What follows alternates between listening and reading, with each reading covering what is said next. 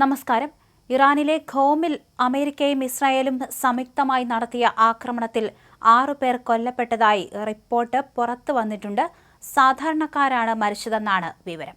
ഇറാനിലെ മതപരമായ പ്രാധാന്യമുള്ള നഗരമായ ഖോമിലെ ചില കേന്ദ്രങ്ങളെ ലക്ഷ്യമിട്ടായിരുന്നു ആക്രമണം നടത്തിയത്. പ്രാഥമിക റിപ്പോർട്ടുകൾ പ്രകാരം ഈ 6 പേർ സംഭവത്തിൽ കൊല്ലപ്പെട്ടു എന്നാണ് പുറത്തുവരുന്ന വിവരങ്ങളിലുള്ളത്. കൊല്ലപ്പെട്ടവരിൽ ഇറാൻ സൈനിക ഉദ്യോഗസ്ഥരോ തന്ത്രപ്രധാനമായ ചുമതലകൾ വഹിക്കുന്നവരോ ഉണ്ടോ എന്ന കാര്യത്തിലും വ്യക്തത വന്നിട്ടില്ല. ഇറാനും അമേരിക്കയും തമ്മിലുള്ള സൈനിക സംഘർഷം അതിരൂക്ഷമായി തുടരുന്ന സാഹചര്യത്തിലാണ് ഈയൊരു നീക്കം നടത്തിയിരിക്കുന്നത്. ഇറാന്റെ ഉള്ളിലെ സുപ്രധാന കേന്ദ്രങ്ങളെ ലക്ഷ്യം വെച്ചുള്ള ആക്രമണങ്ങൾ യുദ്ധം കൂടുതൽ വ്യാപിക്കാൻ കാരണമാകുമെന്ന് ആശങ്കയുണ്ട്. ഇറാന്റെ സൈനിക കേന്ദ്രങ്ങളോ അല്ലെങ്കിൽ ആണവ ഗവേഷണങ്ങളുമായി ബന്ധപ്പെട്ട വിജ്ഞാപന കേന്ദ്രങ്ങളോ ലക്ഷ്യമിട്ടാകാം ഈ ഒരു ആക്രമണം നടത്തിയതെന്നാണ് സൂചനകൾ.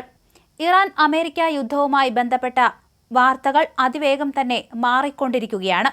ഔദ്യോഗിക സ്ഥിരീകരണങ്ങൾക്കായി അന്താരാഷ്ട്ര മാധ്യമങ്ങൾ ഈ വാർത്ത ഇപ്പോൾ നിരീക്ഷിച്ചു വരികയാണ്. അതേസമയം ഇറാന്റെ എണ്ണവാതക കേന്ദ്രങ്ങൾ ലക്ഷ്യമിട്ടുള്ള സൈനിക നീക്കങ്ങൾ നിർത്തിവച്ച നടപടി വീണ്ടും നീട്ടിയിരിക്കുകയാണ് US പ്രസിഡന്റ് ഡൊണാൾഡ് ട്രംപ്. ഇറാനിലെ ഊർജ്ജ കേന്ദ്രങ്ങൾക്ക് നേരെയുണ്ടായ ആക്രമണം ഏപ്രിൽ 6 വരെ നീട്ടിവച്ചതായി ട്രംപ് അറിയിച്ചു.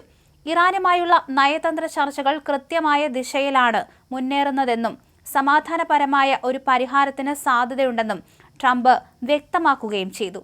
ഫ്ലോറിഡയിലെ മാർ-എ-ലാഗോയിൽ മാധ്യമപ്രവർത്തകരോട് സംസാരിക്കവെയാണ് ട്രംപ് ഈ നിർണായക പ്രഖ്യാപനം നടത്തിയത്. ഇറാനുമായുള്ള ചർച്ചകൾ വളരെ നന്നായി മുന്നോട്ടു പോകുന്നുണ്ട്.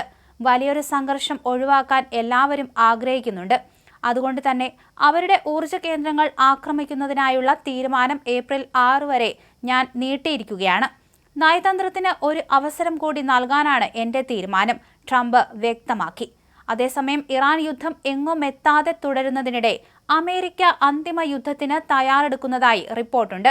ഹോർമൂസ് കടലിടുക്കിലെ കപ്പൽ ഗതാഗത സ്തംഭനം അനിശ്ചിതമായി തുടരുകയും സമാധാന ചർച്ച ഫലം കാണാതിരിക്കുകയും ചെയ്താൽ അന്തിമ യുദ്ധമല്ലാതെ മാർഗമില്ലെന്നാണ് US നിലപാട്. ഇതിനായി ട്രംപ് ഭരണകൂടം 4 സാധ്യതകൾ പരിശോധിച്ചു വരികയാണെന്ന് പെന്റഗൺ വൃത്തങ്ങളെ ഉദ്ധരിച്ച് US മാധ്യമമായ ആക്സിയോസ് റിപ്പോർട്ട് ചെയ്തു. എന്തായാലും തിരിച്ചടി നൽകാൻ ഒരുങ്ങിയിരിക്കുകയാണ് ഇറാനും എന്നാണ് പുറത്തുവരുന്ന വിവരങ്ങളിൽ പറയുന്നത്. ആണവായുധം നിർമ്മിച്ചേക്കാനും സാധ്യതയുണ്ട്. പശ്ചിമേഷ്യ യുദ്ധകലുഷിതമാകുന്ന ഒരവസ്ഥയാണ് നിലവിൽ കാണുന്നത്. അമേരിക്കയും ഇസ്രായേലും വലിയ രീതിയിലുള്ള ആക്രമണങ്ങളാണ് അഴിച്ചുവിട്ടുകൊണ്ടിരിക്കുന്നത്. അതിന് പിന്നാലെ ഇത്തരത്തിൽ തിരിച്ചടിച്ച് ഇസ്രായേലും രംഗത്ത് വരുമ്പോൾ അവിടെ വലിയ കൂട്ടമരണങ്ങളും സംഭവിക്കുകയാണ്. ഗൾഫിലടക്കം ഇത്തരത്തിൽ നിരവധി മിസൈലുകൾ അയച്ച് പ്രതിരോധം തീർക്കുകയാണ് ഇറാൻ ചെയ്യുന്നത്.